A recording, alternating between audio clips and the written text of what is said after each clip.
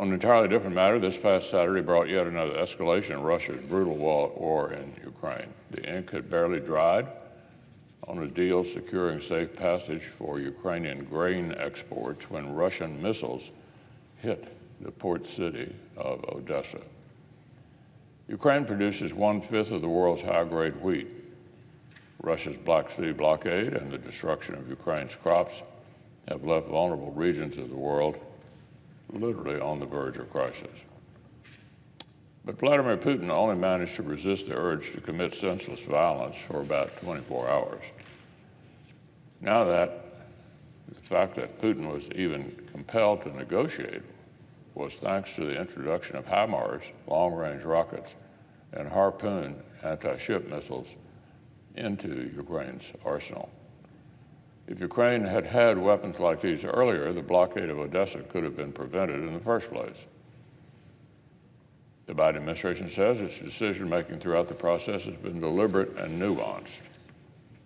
History will likely judge otherwise. The months before Putin's escalation clearly called for boldness and resolve, to say nothing of the months since. But too often, the administration's first instincts have been to plod along slowly and vacillate. The Ukrainians have fought bravely to stop Russia's advance despite being undermanned and outgunned. Just think what they could have accomplished if the West had acted boldly to support Ukraine as storm clouds were first gathering, or right away when the storm broke. But now, no one should need a reminder of the far-reaching impacts of the war in Ukraine. Our Eastern Flank allies certainly don't. They've been preparing to defend themselves literally for generations. And from the beginning of Russia's latest offensive, they've reached deep into their own inventories to help equip Ukraine. Elsewhere in Europe, treaty allies have finally taken an important lesson about investing in deterrence and self-defense to heart. Countries like Germany have made historic commitments to increase military spending. The Germans, Swedes, and others have also broken historic precedent to share their stockpiles with Ukraine.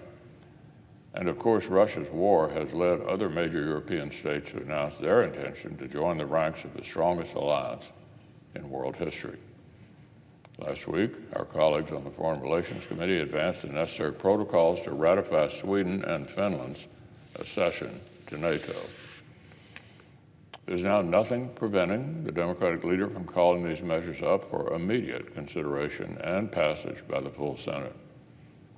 The legislatures of other NATO allies like Canada, Norway, Poland, and Germany have already ratified them. The United States would be fortunate to have two new treaty allies as impressive and capable as Finland and Sweden. Both countries' high-tech economies and extensive American-made systems will improve the alliance's interoperability and instantly improve the state of burden sharing the day they come in. American leadership in the world has made possible the peace and security our country enjoys today. That leadership is helping encourage our allies to make sufficient investments in their own capabilities to face down these shared threats. But American leadership is only as strong as our willingness to make robust investments in our own capabilities. President Biden has submitted a defense budget request that fails to keep pace with the growing threats and fails to keep pace with the Democrats' own inflation. And Senate Democrats are giving short shrift to the need for a strong bipartisan defense authorization bill. Russian aggression isn't the only threat to American interests today. Rogue states like Iran and North Korea continue to march toward devastating weapons. China's provocative behavior in the Indo-Pacific continues to raise the stakes for long-term competition. So there's no time to waste on either of these measures. Neither the Sweden and Finland protocols nor a strong bipartisan NDAA. We need to do all three as soon as possible.